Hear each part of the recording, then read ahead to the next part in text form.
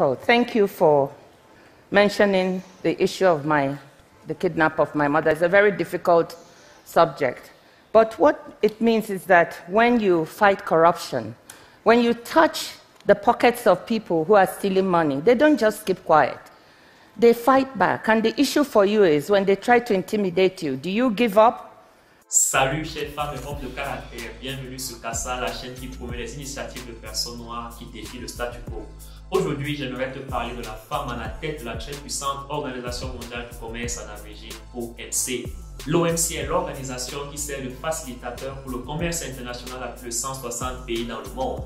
Elle établit, révise et applique les règles qui régissent le commerce international. Créée en 1995, l'organisation a connu 7 directeurs généraux, parmi lesquels une seule femme, qui de surcroît est la première africaine à diriger la très prestigieuse organisation. La première femme à être élue à la tête de l'OMC n'est autre que la Nigériane Ngozi Okonjo-Iweala.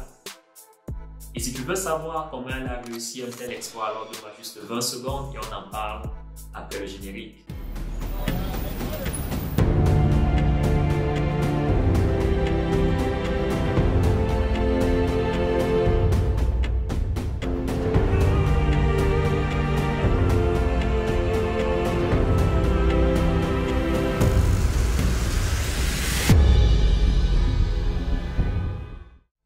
L'Organisation mondiale du commerce, en abrégé OMC, est la plus grande organisation économique internationale du monde, avec plus de 160 États membres représentant près de 98% du commerce mondial et du PIB mondial. Elle a officiellement commencé ses opérations le 1er janvier 1995, conformément à l'accord de Marrakech de 1994, remplaçant ainsi l'accord général sur les tarifs douaniers et le commerce qui avait été signé par 23 pays en 1948. Lundi, le 1er mars 2021, le Dr Ngozi Okonjo-Iweala est entré dans son bureau au siège de l'OMC à Genève en Suisse pour assumer ses fonctions de directrice générale. Le Dr Ngozi est la première africaine et la première femme à occuper ce poste complexe, faisant ainsi d'elle un modèle pour la femme africaine. La Nigériane d'origine Okonjo-Iweala est née à Ogwashi-Ukwo dans l'état du Delta au Nigeria le 3 juin 1954. Son père, Chukwuku Okonje, était professeur et chef de la famille royale Obayi d'Ogashi-Ukwo. Le cadre familial du Dr Ngozi lui a donné un avantage sur les autres, car elle a eu l'opportunité de fréquenter les meilleures écoles et d'acquérir une excellente éducation. Elle a fait ses premières années d'études où elle a fréquenté la Queen's School Enugu et plus tard la St. Anne's School à Molete à Ibadan. Elle a ensuite fréquenté l'école internationale d'Ibadan. En 1973, le Dr Ngozi a déménagé aux États-Unis et est devenue étudiante à la prestigieuse université Harvard. Elle a été diplômée de Harvard avec une licence en économie et plus tard a déménagé au Massachusetts Institute of Technology, MIT, où elle a obtenu son doctorat en économie et développement. Ses compétences académiques étaient exceptionnelles et son esprit analytique précis, ce qui lui a valu des postes de premier plan à la Banque mondiale et au gouvernement du Nigeria. L'influence du Dr Ngozi est considérable car elle a défendu plusieurs initiatives qui ont grandement profité à son pays, le Nigeria, et au continent africain dans son ensemble. Pendant qu'elle était numéro 2 de la Banque mondiale en tant que directrice des opérations, le Dr Ngozi a mené diverses initiatives visant à aider les pays à faible revenu. Elle était en charge de la supervision du portefeuille opérationnel de 81 milliards de dollars de la Banque mondiale en Afrique, en Asie du Sud, en Europe et en Asie centrale. Il faut dire que le Dr Ngozi est aussi la première femme et la première africaine à candidater pour le poste de la présidence de la Banque mondiale en 2012. Il faut dire qu'en tant que ministre des Finances de la République fédérale du Nigeria de 2003 à 2006, puis de 2011 à 2015, le Dr Ngozi a mené les négociations de son pays avec le Club de Paris qui ont conduit à l'annulation pure et simple des dettes de son pays en millions de dollars.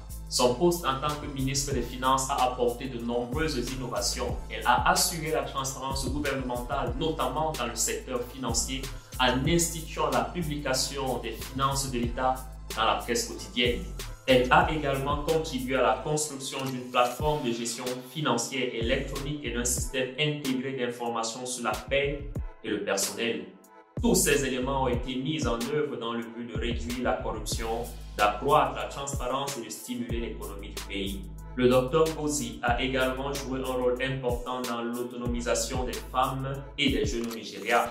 Les deux programmes Growing Girls and Women in Nigeria et Youth Enterprise Innovation Program ont été reconnus internationalement, le dernier étant évalué comme le plus efficace au monde par la Banque mondiale.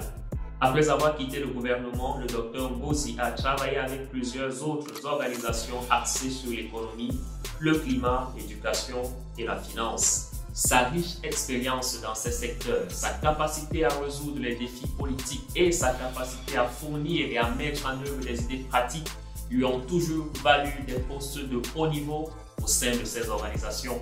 En 2020, le Dr Ngozi a été désigné candidat au poste de directeur général de l'OMC par Muhammadu Buhari, président du Nigeria. Cependant, le refus du gouvernement des États-Unis de soutenir la candidature de Ngozi lors des derniers tours l'a fait perdre face à Yoo Moon-hee, d'origine sud-coréenne. Plus tard, très exactement le 5 février 2021, Yoo Moon-hee a annoncé son retrait de la course au poste et le Dr Ngozi a été nommé à l'unanimité directrice générale de l'Organisation mondiale du commerce. Directrice de l'OMC en fonction, le Dr Ngozi est un symbole de force, de résilience, de détermination, d'intelligence et de grâce.